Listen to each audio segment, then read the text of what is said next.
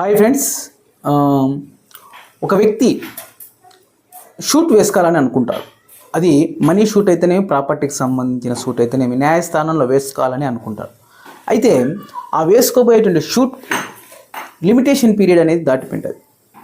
అలాంటి సందర్భంలో ఏం చేయాలంటే న్యాయస్థానంలో డిలే కండెంట్ పిటిషన్ వేసుకోవాలి.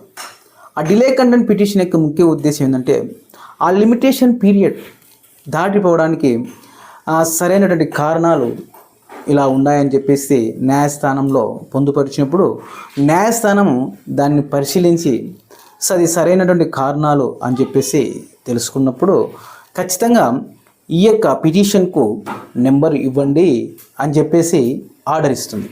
అది డిలే కండెంట్ పిటిషన్ యొక్క ముఖ్య ఉద్దేశం. తర్వాత యథావిధంగా కేసు అనేది నెంబర్ ఇచ్చిన తర్వాత విచారణ అనేది జరుగుతుంది. అది ఫ్రెండ్స్, లిమిటేషన్ పీరియడ్ దాటినప్పుడు డిలే కండెంట్ పిటిషన్ వేసుకోవచ్చు. అయితే న్యాయస్థానానికి సరైన కారణాలు తెలియపాలి. అది ఫ్రెండ్స్.